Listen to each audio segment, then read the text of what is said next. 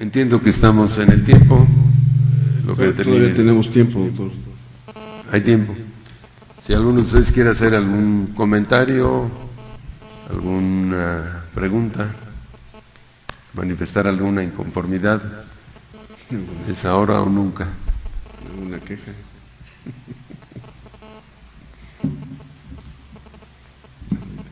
Bueno, pues qué padre. Nadie protestó, quiere decir que no estuvo del todo mal. Muchas gracias. Pues básicamente quisiera yo decir que si bien todo esto que se ha mencionado es teórico, yo creo que sí se debería de pensar que todo esto sí se debe de llevar a la práctica, porque mencionado así como lo han dicho, pues sí suena muy bien, pero ya en la práctica diaria de las instituciones, pues esto no sucede tal y como ustedes nos los han dicho. A mí me gustaría que nos mencionara cualquiera de los ponentes, ante esa circunstancia que se da en las instituciones y que ninguna de las instituciones está exenta de esto, ¿cuáles son las inconformidades más frecuentes que los pacientes expresan, ya sea en la Comisión de Arbitraje Médico o bien, doctor Torres Valadez, en la dirección de las instituciones, en los hospitales? Yo entiendo que tal vez en el ejército no sea tan fácil irse a quejar, no sé, a mí me gustaría que nos dijera usted su experiencia. Doctor Torres.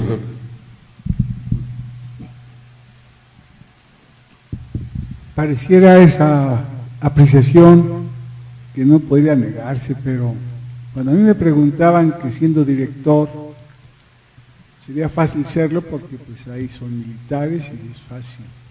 Pero también son mexicanos, mis médicos, mis enfermeras son mexicanos, mis derechohabientes son mexicanos y también se quejan y se quejan como cualquier otra persona de cualquier otra institución. Es más, yo por tratar en un momento dado de ejercer una idea ordenada del tipo de alimentación para que mis médicos no tuvieran sobrepeso, para que mis médicos no fueran hipertensos, probablemente de las primeras actuaciones de la Comisión de Derechos Humanos cayó sobre mí, me demandaron porque les limité la sal, les limité cierto tipo de alimentos en su diaria comida. Bueno, contestando parte de la pregunta que nos hizo el señor secretario, debo decirles que esto indudablemente es el deber ser. Ahora, ¿qué tanto de esto se cumple? Debo decirles que en un estudio que hicimos y que fue motivo del trabajo, de mi trabajo de ingreso a esta academia, esto desde 1995, y poco tiempo después se publicó, encontramos que evaluando 25 hospitales de tercer nivel de atención, esto se cumplía en un 67%. Esto fue después de un año de la primera evaluación. Empezamos el seguimiento para un segundo año, pero como suele suceder, cambiaron las políticas de gobierno y el plan de evaluación de la calidad y mejora continua se acabó. Lo volvimos a iniciar unos 10 años después, también duramos 2 años, se acabó el sexenio y se acabó el programa. Y por tercera ocasión, duró 3 años y se acabó. Esto nos permite enfrentar a la calidad a un problema de continuidad en los programas que le pudiera dar una mayor progresión. Esto debe estar acompañado de un programa de evaluaciones, de un programa de mejora continua que permita no cambiar a través de una presentación todo un sistema, sino irlo modificando continuamente. Yo quisiera pedirle a la doctora Dubón si nos comenta en relación a las principales quejas que ha observado en CONAMED.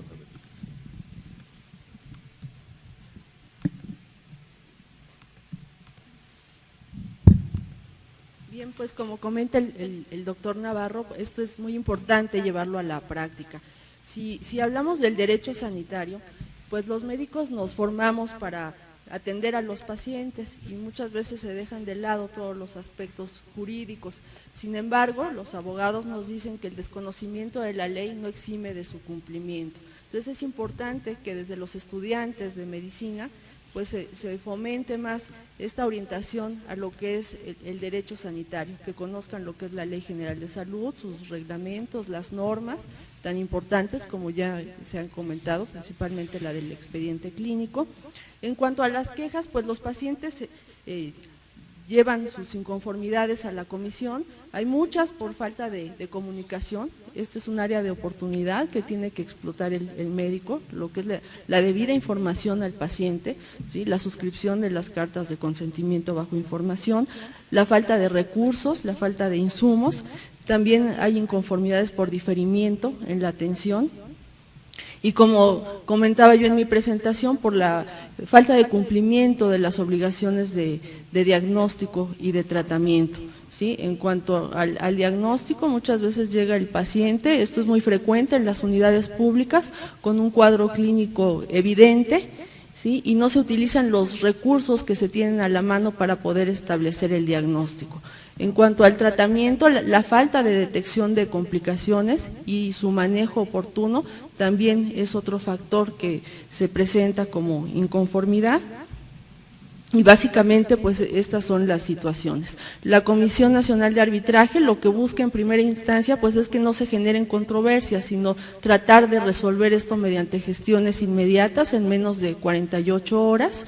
También un gran número de asuntos se resuelve mediante la conciliación y en algunos casos pasan al área de arbitraje, donde se entra al estudio del caso a fondo y entonces se resuelve, como ya presentábamos, si existió mala práctica o no y cuál es esa repercusión ya de tipo legal, porque es muy bonito ver todo esto y el marco jurídico y toda la doctrina que existe, pero lo importante pues es que los prestadores de salud lo comprendan y lo apliquen en su práctica diaria.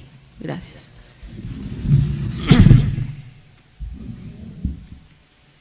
¿No hay nadie del público que quiera comentar? Perdón que voy a seguir interviniendo, pero este tema a mí me gusta. Ciertamente que la definición que el doctor Emilio Arch dio de hacer las cosas a la primera y bien, sin errores, pues así como es demasiado tajante, es también un poco más corta. El doctor Aguirre Gas nos dio otra definición que es mucho más extensa, en donde se plasman los deseos del paciente, que lo atiendan a tiempo, con oportunidad, que no le cancelen la atención médica o la cirugía, contrato digno con buen trato. Pero yo me atrevería a poder resumir entonces que la atención médica, que es la que el paciente exige ya en cualquier servicio de salud, y que no nomás lo exige, sino que lo espera, llámese la institución como se llame, y que pertenezca a cualquier sistema de seguridad social de México, lo que el paciente quiere es la medicina de calidad, pero no la calidad como la hemos estado definiendo, una cosa global de cómo debe de ser, sino en realidad cómo la percibe, en este caso a mí la palabra usuario no me gusta, me gusta más bien la palabra el paciente y su familia. Cómo la percibe y cómo la recibe, cómo se la otorgamos nosotros. También tendríamos que tomar en cuenta que para que exista una medicina de calidad, tendría que haber una medicina cada vez más asertiva, cercana al paciente. De hecho, también algunos de los puntos que tocó el doctor Héctor Aguirre Gas hablaba de los principios éticos y de cómo debería ser la atención médica, pero tendremos que ver entonces y trabajar para que la atención médica en las instituciones sea más cercana Y hay, evidentemente, con el fortalecimiento de la infraestructura, tanto realizar unidades nuevas donde se necesite, pero también fortalecer la ya existente, incluso cambiarla en algunos casos que ya esté muy deteriorada. Pero hay dos puntos más que pudiéramos mencionar dentro de la atención médica. Uno es el aumento de la capacitación del personal, en donde va a impactar directamente en la calidad de cómo la vamos a otorgar, en una medicina más asertiva y sobre todo, ya lo decía yo, cercana, porque no nomás el médico ha perdido el posicionamiento ante la sociedad, sino también el personal de salud. Y por último, lo que las instituciones pueden proyectarse hacia la comunidad, el enlace que las instituciones hagan con la comunidad para que las instituciones sí sean instituciones referentes. Y si se crea ese binomio y ese vínculo, sociedad, paciente y su familia, instituciones como se llamen y un vínculo, entonces sí podríamos esperar que todo lo que trabajamos en educación y en promoción para la salud verdaderamente tenga la repercusión que estamos esperando, y entonces sí empujar todo lo que es la prevención de las enfermedades. De otra manera, me parece un poco aventurado, porque lo he escuchado, que se diga que se vire de lo curativo a lo preventivo. No es posible virar, porque virar es cambiar de ruta y dejar de lado las enfermedades que todos los días atendemos en las instituciones. Yo creo que son complementarias las dos actividades. No sé si ustedes qué piensen, porque aquí nomás es lo que yo diga. Bueno, últimamente en diferentes foros se ha hablado mucho que la pirámide de la atención a la salud está invertida y que se le da mucha mayor importancia a la atención de tercer nivel por sobre la atención de segundo, de primero y sobre la prevención. Esto pues es un error. La demanda de atención es mucho mayor en primer nivel de atención, si bien los costos de la atención, por razón natural de la mayor complejidad de los padecimientos, son mucho más altos en el tercer nivel de atención. Indudablemente que todo el mundo quisiera que a través de la prevención pues ya no hubiera enfermedades, ni de primero, ni de segundo, ni de tercero. Esto no es factible, y si bien debemos darle toda la atención que requiera la prevención, no podemos desatender por ningún concepto la atención curativa. Son dos situaciones que se complementan y que deben ir juntas.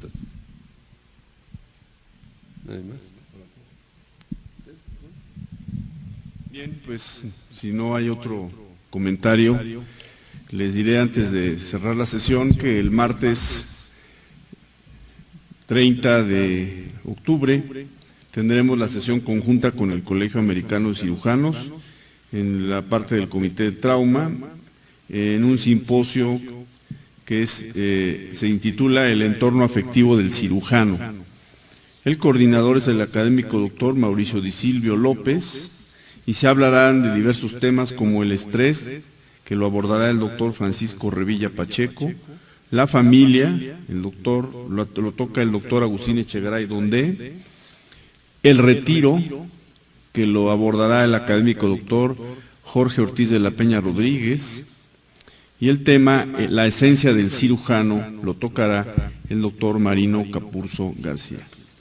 Antes de cerrar esta sesión, y si me permiten un minuto más, le quiero dar las gracias al doctor Héctor Gerardo Aguirre Gas por la organización de este muy buen simposio, a los participantes que están aquí en la mesa principal, también por su participación, y aquí los esperamos el próximo martes 30 de octubre a las 7:30 de la noche en este mismo auditorio. Muchas gracias y muy buenas noches.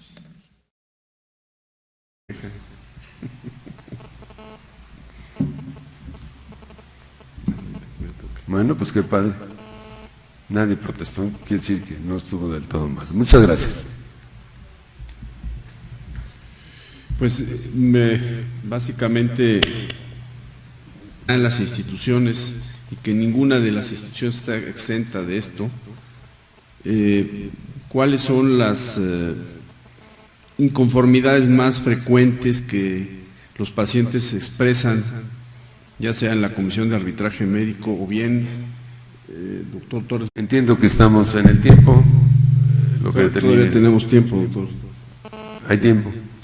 Si alguno de ustedes quiere hacer algún comentario, alguna pregunta, manifestar alguna inconformidad, es ahora o nunca. Pues sí suena muy bien, pero ya en la práctica diaria de las instituciones, pues esto no sucede tal y como ustedes nos los han dicho. A mí me gustaría que nos mencionara cualquiera de los ponentes ante esa circunstancia que se da. Quisiera yo decir que si bien todo esto que se ha mencionado es teórico, yo creo que sí se debería de pensar que todo esto sí se debe de llevar a la práctica, porque mencionado así como lo han dicho, pues